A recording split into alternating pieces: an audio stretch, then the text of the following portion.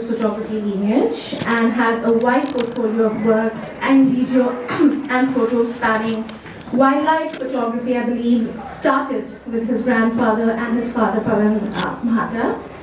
And so I was wondering, Arjun, if we can start with, can you take us through the history and the origin of the studio, and then we'll move on to talking about the book.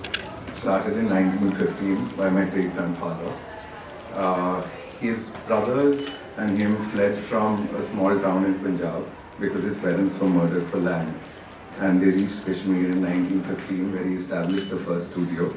And he started shooting, photographing British army cantonments and the royal families to make a living. And that's where the studio actually established in Srinagar. The name Mahattas came because we're originally Mehtas, and the Britishers used to break up that name and pronounce it Mehta. So he named it Mahatta for them to actually pronounce it properly. He was a very self-proud man, self-taught man, and that's what you see on screen. That's an image of him in his younger days. The image on the right is what you see is from 1941, when the World War II was going on. You see a line of Britishers queuing outside an Indian store. That is what it means to me when we were being ruled by the British Army back in the day. Films were rationed, so you had to take a film to the studio. They would take it out of your camera, put a new film in so that you could not go and sell it out in the black market because there was shortage of film back in the day. So that is what this image on the right is. So initially, we had a studio on the river, Jhelum, and the studio was there because we used to photograph people in the studio by taking the reflection of the light from the water, directing it towards them with glass and making soft portraits. That's why the studio, this image is from 1930, what you see on the left. And I don't think there's another studio like that. We've never done that again. Nobody has that today. So the other image on the right is from Pahalgam 1961. So we spread all over North India pre-partition.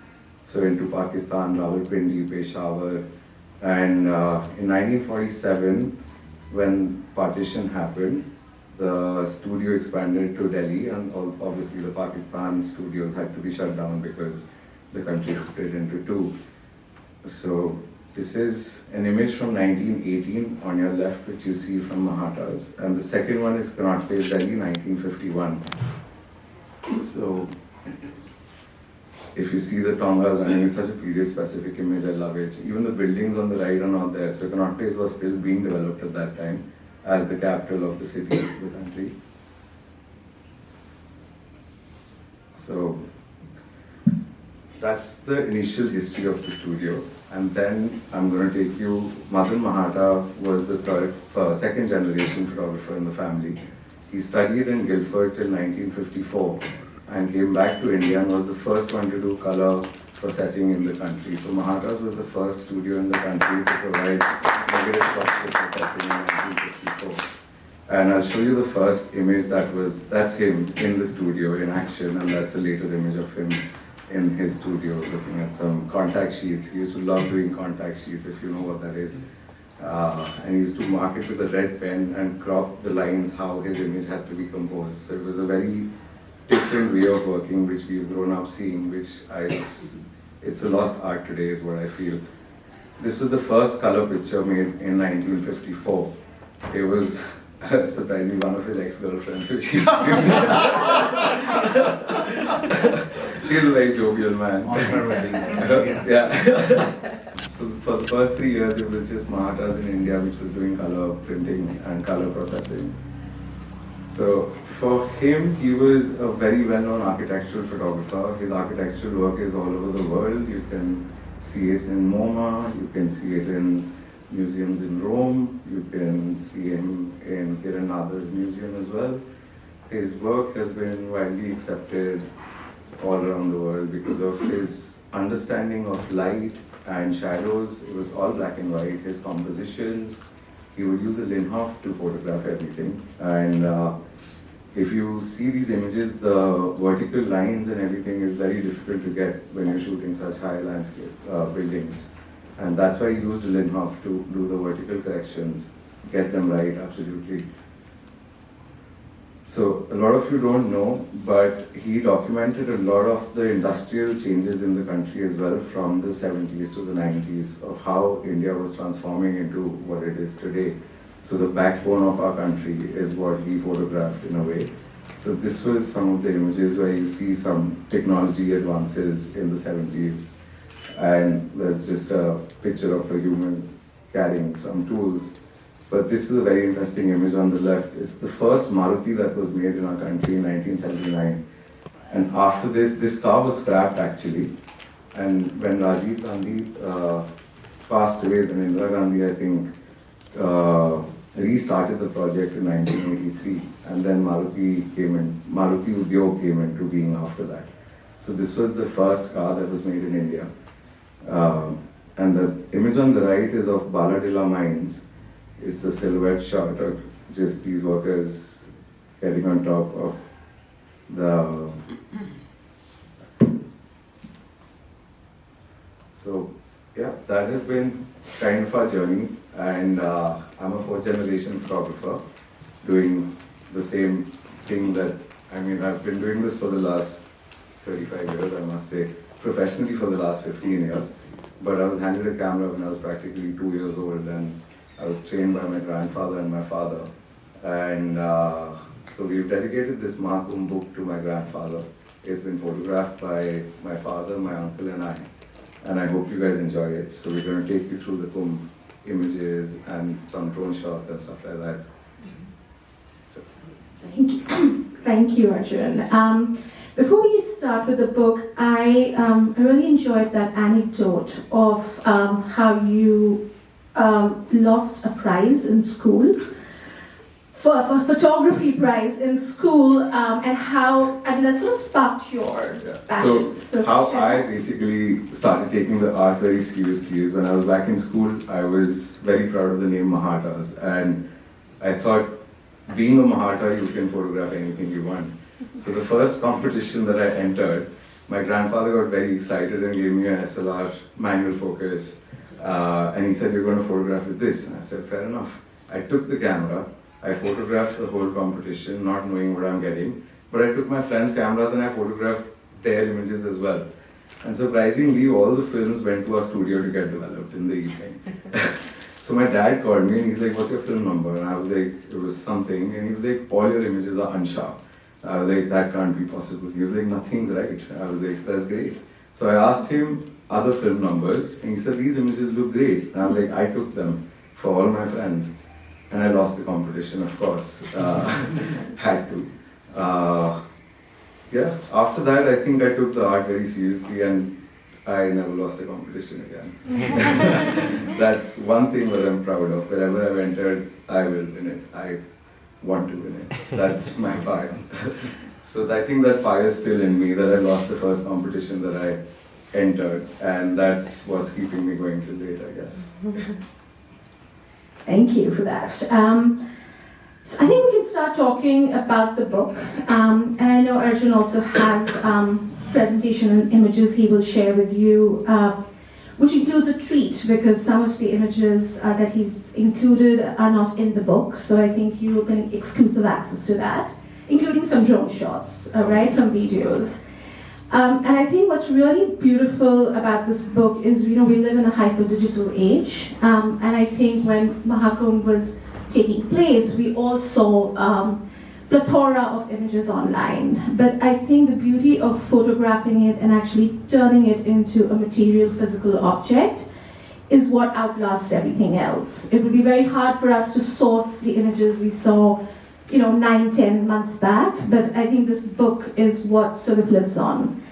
And the beauty of how the book has been organized, which I found very interesting, is that it starts with the grant. I mean, the scale of Maha Kumbh is the first thing people think of, in terms of the 660 million pilgrims that attended. But what the book does is actually takes you from that scale down to the small, intimate elements of that space. What is a dhaga, the ash, the people behind the scenes who were actually, who made parts of the whole, so to speak. and which is why I think it's very beautifully produced. The images, of course, are stunning. And to start from the beginning, Arjun, do you want to take us through the logistics of how this came to be, and then we can talk a little bit more about the images? So, personally, I went with a preconceived notion of how I want to photograph the Kumbh. And I planned my care and everything accordingly. I'm going to take you through that as well. But I wanted to show the scale, the organization, and how a city is made in 4,000 hectares and which is washed away after a month when the water level rises. And it's all made just for this one event. And everybody here is with the same belief that they're all going for the holy dip in that water. So once you get to the Kumbh, the first day when you land there, I was basically put in the middle of a crowd of, you can't even imagine the number of people, and you had no idea where to go, but you figured it out because everybody was going in one same direction. So you started following them, and by the third or the fourth day you got the hang of it. You knew exactly where the akhadas were, where the sadhus would be, what you want to photograph. But my main primary goal was to show everybody how big this place is and how well it's organized. And that's, I think we've captured that in the book. Yes, beautifully. So I'm going to take you through some of the images. And can you explain, because this was... Towards the right side of the bridge is where they made the temporary city. And if you can see all these tents and everything, all the tents are running hot and cold water, proper plumbing, everything is organized to the T just for this 1 month. And the river you cross by these platoon bridges, so they made these platoon bridges where you cross and go towards the Snan area. If you see towards the left, I don't have the Snan area showing in this image because this shows the whole scale of the Kumbh at the moment. But this is how the Snan area looked like. So imagine standing in the middle of this with 3 cameras and you have no idea what you want to photograph because everybody is just getting into the water and it was chaotic. And you find the sense of being with them and what you want to show eventually, because it takes you a while to get used to the fact that you're in the middle of this with so many people around you. So I wore a yellow cap specifically for the 4 days that I was there, just so that I could spot myself while I was trying the drone. And if you see in the bottom of the image, we should ask the audience if they can spot you. You can spot me. Yes. Because he's there. I'm there in the image. I love it if you can spot me though. Where is Waldo? It's a yellow cap which you need to find, that's it. It's right at the bottom in the boat. If you see me sitting right there with the yellow cap, the head down, it's because I'm flying the drone sitting in the boat while my father got right there, yes. And if you see, my father and my uncle are standing and capturing the perspective from the boat of people getting into the water, while I captured the scale of it. So it was a planned shoot, and that's how, thankfully, I had my father and my uncle with me, so that we could, shoot and show you guys everything, rather than if it was just me, I couldn't have maybe got this perspective and that together at the same time. So this is, I love it because I can spot myself in this image. So I'm going to show you a drone shot of the space as well, how it looked. Sorry, 1 second. Just.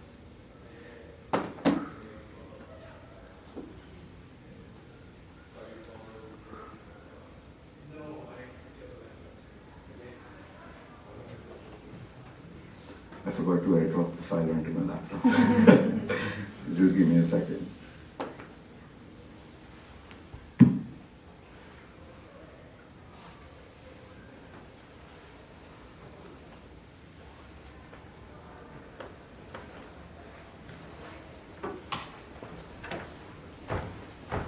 This shows you the scale of the place. This shows you people getting into the water, how the 2 colors of the rivers, you can see the 2 different colors of the waters, plus the city, what they've made. So it just shows you the whole scale of the place.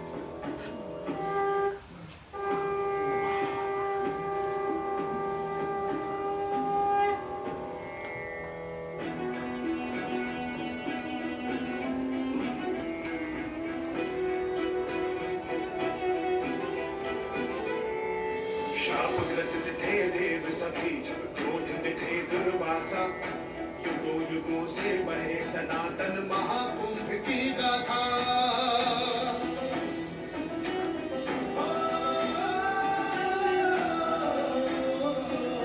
शापग्रसित थे देव सभी जब क्रोध में थे दुर्वासा युगों युगों से बहे सनातन महाकुंभ की गाथा ये है महाकुंभ की गाथा ये है महाकुंभ की गाथा हो युगों युगों से बहे सनातन महाकुंभ की गाथा. So now you can see where the Snan area is. This is the other side of it. I had shown you initially the other side where the city is. This is the main Snan area, and if you see the platoon bridges, and then the city goes towards the right again. So this place was absolutely stunning. And imagine being in this crowd with fully geared up with all your cameras. It's so overwhelming when you're there that you have no idea what's going on in front of you, but you get the hang of it eventually.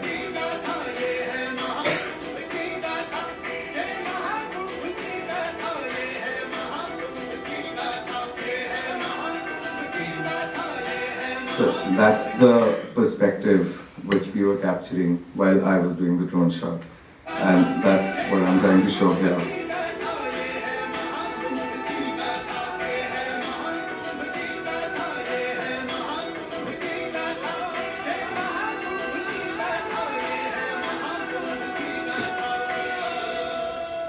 And that is the scale of the city. So it just gives you a perspective of how big this place was.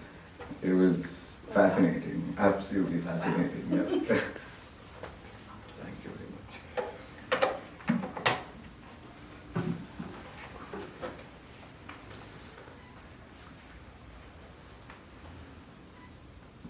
So I'm going to take you a little bit through what my planning was for this trip and how I plan my gear.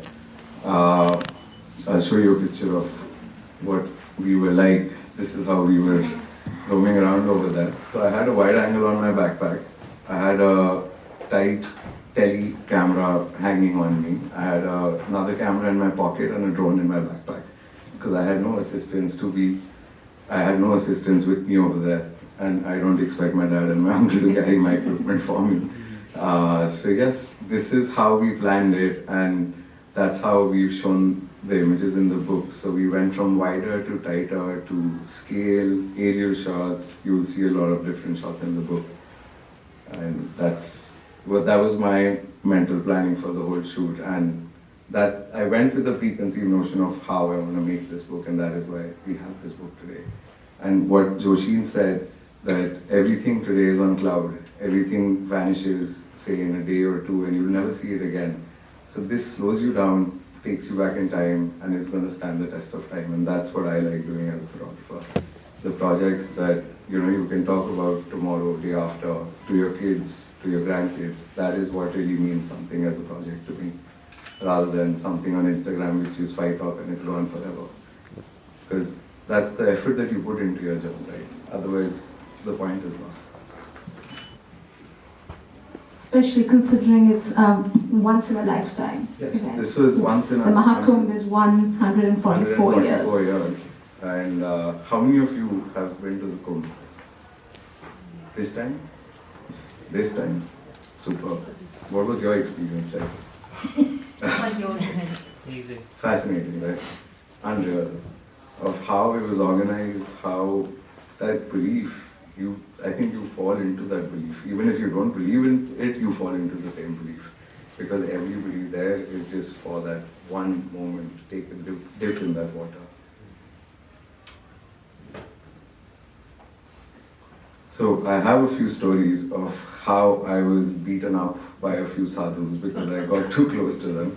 And I had to be shameless about it because I had this plan in mind where I wanted a detailed shot of a sadhu.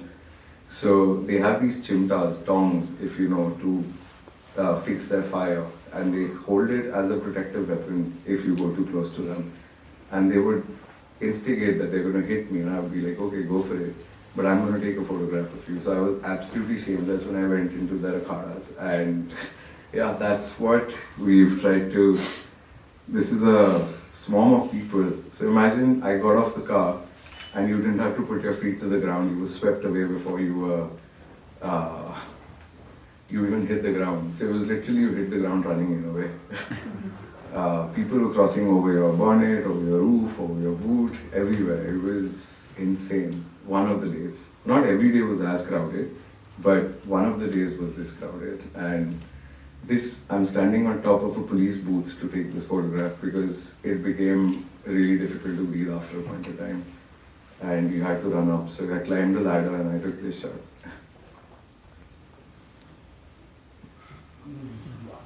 So this shows you the convergence of the two rivers and the colors of the water, and just the whole scale of the place again. I'm very obsessed about the scale because how it was organized it's not a joke with the amount of people that they were going. No problems, no injuries, everybody coming out safe. That was the main concern for, I think, the government, and they've done a fantastic job with this.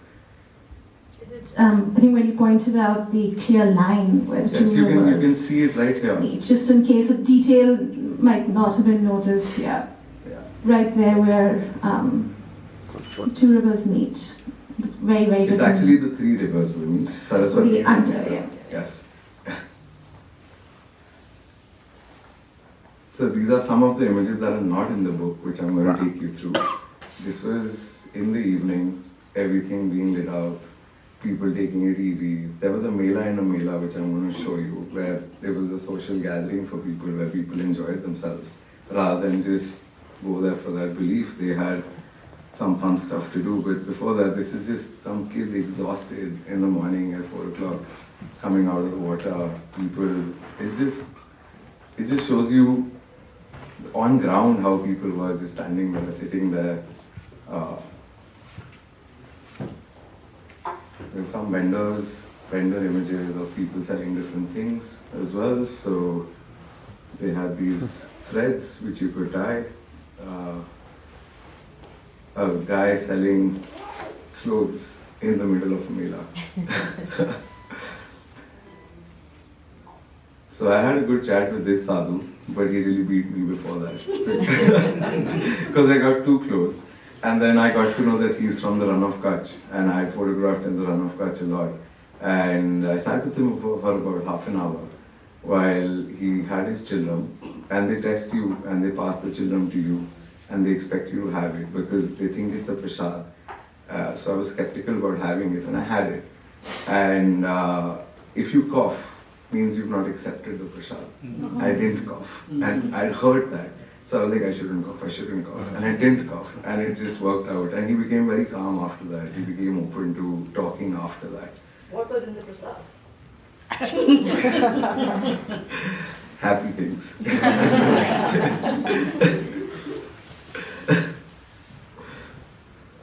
So this guy was known as the Shades Baba and Glasses Baba. And he basically is wearing my glasses because he liked them, and he took them and he started getting ready for photographs because he knew I'm going to click him. So he thought I'm going to give him my shades. I was like, I don't think I'm going to do that. So one of my friends who was with me, she pointed out that his wife gave him these shades, so he gave them back. Before, he'd got a whole collection. I think he'd been backing shades from people for the whole month. Because I saw his cupboard and I was like, holy shit, you've got like more, better collection than what I have. Like, so the next image is also of him with a different pair of shades.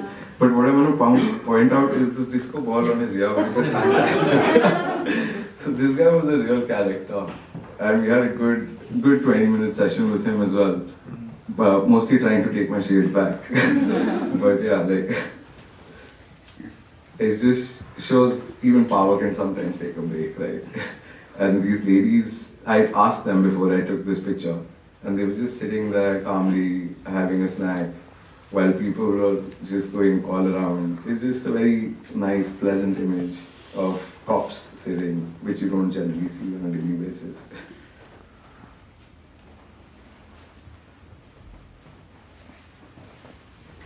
So that's the Mela and a Mela which I was talking about. A Mela means a fair. And this was surprising to find on the last day. I was just strolling around in the evening and I spotted this Ferris wheel. And there was a beautiful Ram Mandir which was made, a replica of the Ram Mandir. I don't know if you guys saw it or not. while you were there, but this is a shot of the Ram Mandir when we were there. So I got on top of the Ferris wheel just to take this shot because I didn't carry my drone. And I just carried a single camera because I'd gone for a stroll. It was the last day and I think I was pretty much done with the images that I wanted to do. So these are a few images from the fair where people were just mingling with each other, having a snack, doing some shopping, playing some games. So at these stalls, you see an image of a cop. This is me sitting again. I think you guys can spot me in the other cap here. So if you see this tong here, this is what they beat you with, basically, because you're going too close. So I got beaten up. Then I took a picture of this guy. And then what I'm doing right now is he wanted a WhatsApp of that photograph right then. So I had to download the image and I had to give it to him right then and there. So that is what I'm doing. And that's it. We had a good chat as well. He's from Uttarakhand. He was up in the hills and you never see these guys again. They vanish after the Kumbh into their meditation and all that. But I just found the whole setup very interesting, and his image is in the book, so I don't want to show you that image here, which you should see in the book itself. So, this is a cop shooting balloons at the Mela. So even these guys had a good time with us. I mean, I told him that I was doing this and I couldn't hit any balloon. So he's showing me how to hit a balloon. And I took a photograph of him doing that. And instead of hitting a balloon, he told them to light a wick. And he hit the wick of the balloon. And that, with an air gun. And that was his precision. And that's what was very surprising. Wow. So that was it from my side from the presentation.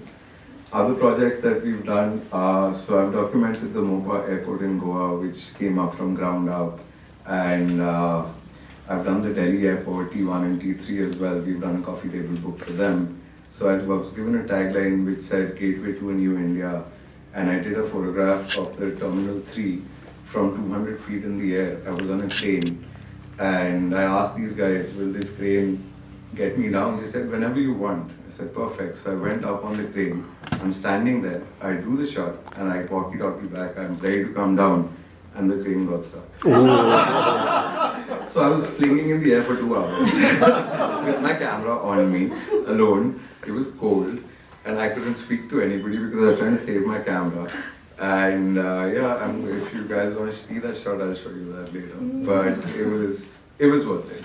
So, I mean, you have these stories which while you shoot, you figure out stories and you have stories to tell. So every image in the book has a story in itself.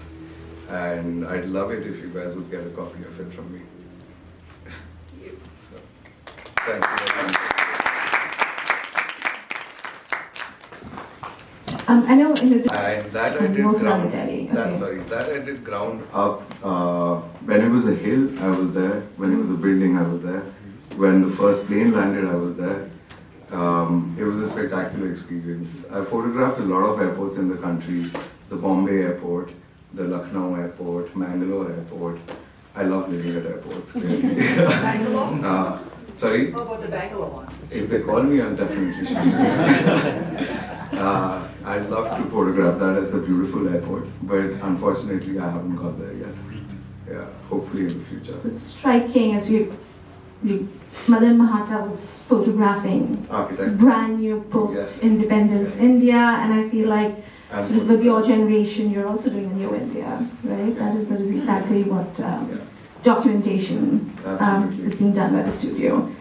That's fantastic. Well, thank you for that. Now, I don't know how much time we have. I was very struck by also a lot of the peripherals you've included, right? Which I mentioned previously. I mean, one is of course like the deep spirituality, the religious, the deep sacred nature of the space. And what I really, this is a comment more than a question, and I love your thoughts on it, is that I imagine as a devotee, people go there, and that's a very personal journey, right? It is an individual, it is their experience, it is their hopes, and that they have entered that space, and they are experiencing it. we were witness to a lot of images and information and articles, right? A lot of news about the Maha Kumbh received even here, and that was a very distant sort of third-party perspective. So what I really like about the book, and like Arjun said, I hope you all buy it, look at it, read it, is that it's allowing you to enter that space despite not being there. You're not very distant from it. It's not words, and it's obviously not something that you have personally experienced, barring a few people, but it really allows you the intimacy with that particular experience, and especially because you're looking at the scale and then you're looking at the different elements that made up. Yeah. And I love, like, you included the corpse, you included the the Naga sadhus, and very individual portrait-like shots. You have an entire section on the Kinnar Akhada, which is such a forward-thinking inclusion, which I wouldn't find in many places. But that globally. Akhada was one of the best Akhadas Yeah. that I visited. They were the most respectful. They gave you the maximum time. They spoke to you with the utmost respect. Whereas other Akhadas where you went into, clearly I was beaten up everywhere. Whereas this Kinnar Akhada was fantastic. So it's a lovely experience. You should see the book. You should see the pictures of the Kinnar Akhada because they stand out the most out of all the other pictures. With just the character all these people had in that Akhada. And did you find it, I know these are akhadas, these are sort of spaces away from where the arti happens or where the snan happens, right? Which are also, I'm sure most people are aware, are very important parts of that experience and of your devotion. Yeah. Did you find it difficult to photograph in those spaces? Because that is I know you do have images of people during the snan, etc. Is it? It was tricky? difficult. It was difficult in a way, whereas there were so many people there together, where you didn't really know where to shoot, where to start, where to end. But that's what I said initially. You got the hang of it by the second or the third day because you knew exactly what you wanted to show. So even if somebody was being spiritual, somebody was being, angry towards you or anything like that, I had a plan in mind and I went with that. And that's what is reflected in the book. What was your hope when you made the book? What is your hope? Not was, that's not past tense. So this is the first time we've done a book as a family. And we've got the heritage, the legacy of documenting so many different things over the last 110 years in the country. And we're already working on our second book, which is on Connaught Place, which is going to be launched next year. And that's from 1939 to 2025. So we've included images from the last 90 years into that book as well. So my hope is that you all should have a look at this book because it just slows you down in time, and that's what I believe. Rather than cloud and data is going to go, this will stay. And that's what my thought is for everything that I do. I completely agree. And I think that's sort of the value of visual culture, right? And visual arts, so to speak, is that the image stays with you, and which is why the image on the page is way more important than an image on the cloud. But I hope to see an exhibition of this actually. Absolutely. Yes. Somewhere down the line, right? Yeah. So we've got a bigger plan for this once Yeah. we go back. We're going to pitch this to the UP government, and I hope they take it up because I don't think anybody's done a book of this on the Kumbh before.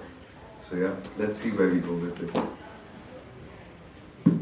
I think that I can open it up to the audience if they have any questions. have any I'm questions, happy to keep I'd chatting as well. Sure. How much time do you have? So with this, when I saw the program and I saw the word Mahatta, Yeah. my childhood, I know this word, where did this come from? I know the photographers, Yes. Mahatta, Connaught Thank Place, you. please sit down. And what your father and grandfather did in their time, which then continued to be a strength, Yes. is the great mastery in portraiture. Yes. And I remember as a child, the beautiful aunts of my family or photograph there are. There you would choose, for example, in those days, you would have a signature photograph in your window Yeah. of some beautiful Indian woman. As one or two have been my aunts over time, and they would talk about it. And so we would walk by your window. Thousands would walk by the Mahatta window and stop and look at a modern, beautiful Indian woman. And all the girls, we all wanted to look like that. And they were modern women. And that modernity somehow, and I think maybe a story in it, has regressed. I mean, I would have hoped that over 80 years or 70 years, that modernity of the Indian woman would have become more expansive and more expressive. And I feel it hasn't. So I don't know, there are stories that your portraits of your window could tell if you were to follow those faces, follow those people, what happened to them, their journeys. Today, when I just see your name, Mahatta, Thank you. it brings back my childhood memories. And I want to kind of appreciate your father and your grandfather and the wonderful portrait of his, which was actually an Edwardian suit, dressed in the Edwardian style of suiting, which young boys today who wear their suits don't know about. Yes. It's a design, and the younger photograph, which was so iconic of men in those days who had traveled the world, they traveled the globe in the 1800s and returned. Yes, this portrait. That's my great-grandfather. So I wish you could take these portraits and build a story that Indians need to, and the world needs to remember. And I'm so glad I'm here and I'm seeing you sit and, you've made a great book on the Kumbh, where I have been to, and I know what the feeling is, and I've been to all these places. Yeah, and I know exactly how a you should look at the true portraits Indian in the heart, book. a true Indian heart just becomes part of that crowd. I just want to say beautiful stuff. And I'm so glad you're here. Thank you. How long were you there? Were you there for the whole period? Not the whole period, I was there for 6 days. Yeah. The beginning of the... It was from the 3rd of February till the 7th of the 8th of February. And one of the days Modi visited, and the whole event was cordoned off because of that. And we were inside, and there were not too many people, so I was wondering, where are the people? And the next day, there were so many people because they'd shut off all the borders of the city.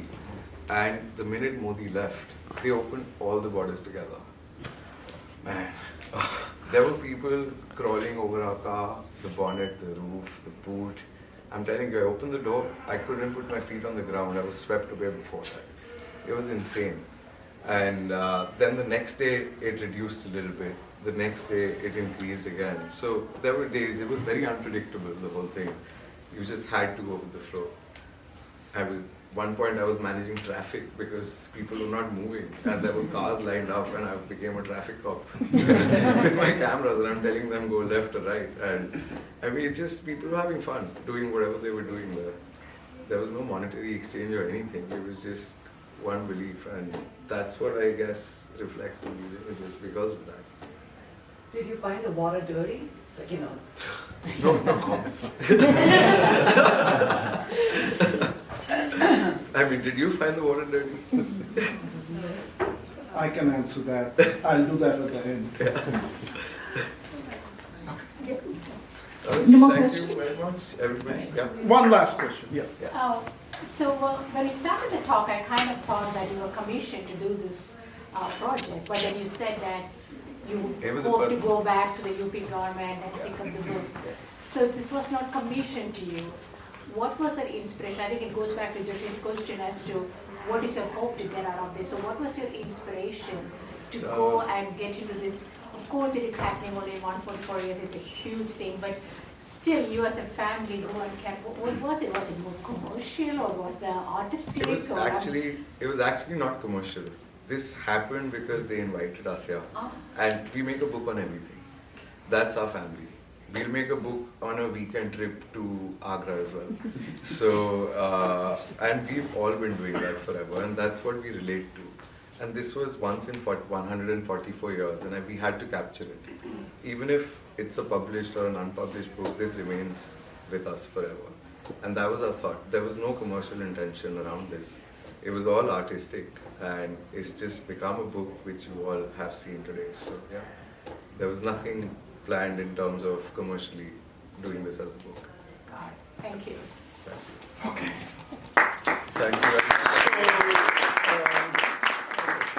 Just want to take a microphone. So, Josheen, first, on behalf of IAC, thank you. What a sweetheart you are. We reached out to you.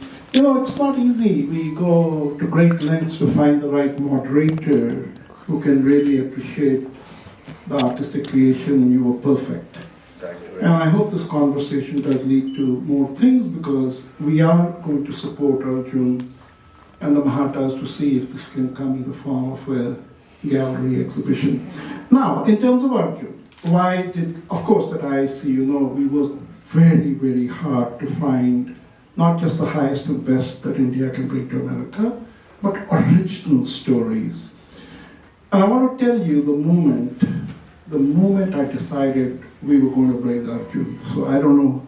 Arjun, do you have a photograph of the car that you run around in and you go on your shoots? Is there a photo of your car? The small one? Yeah. So he showed me the photo of his car that he runs around with when he goes to these photo shoots. And I looked at it and I said, you know, men are defined by the car that they drive. We men obsess.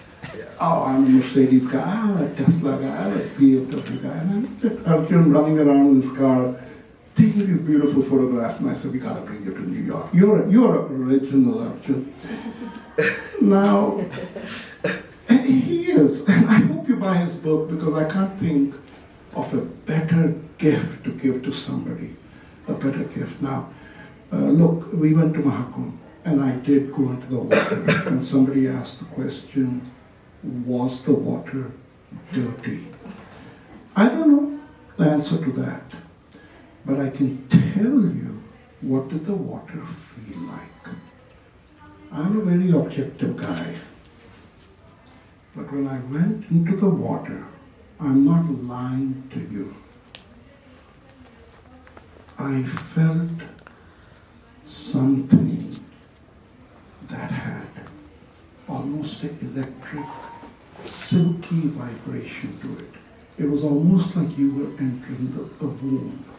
That water felt very different. It felt silky, it felt like it was vibrating. And that's a car.